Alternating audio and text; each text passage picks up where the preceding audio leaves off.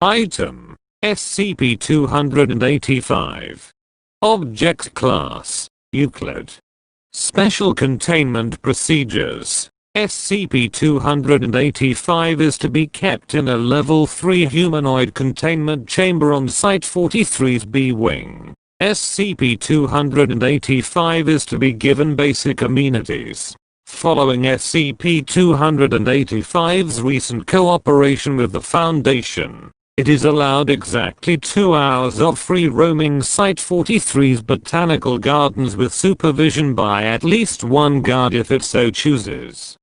Personnel are not to discuss SCP-285's past with POI 6938 without approval of Site-43's director. If this occurs, authorized technical staff are to manually remove the information from SCP-285-B via use of SCP-285-A.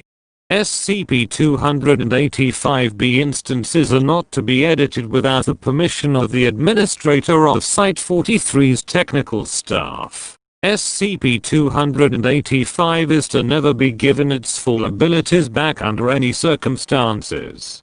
Description: SCP-285 is an anomalous humanoid entity with no defined shape or internal structure, the exception being SCP-285-A, which consistently manifests itself on the object's back. SCP-285's body changes sporadically, with no pattern among the alterations.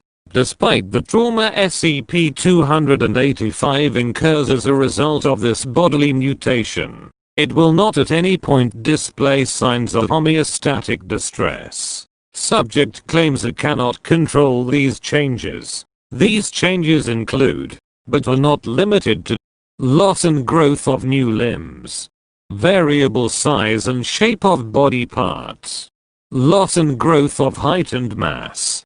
SCP-285-A appears to be an Ethernet 1 port, which allows access to SCP-285's internal database. When accessed by a computer capable of wired connections between networks, various files are capable of being accessed. These files, SCP-285-B, contain various text files, audio files, cognitohazards, and videos. 90% of all files have been corrupted. The cause of this corruption is currently unknown. Additionally, SCP-285 is only capable of accessing files that were formed within its own database.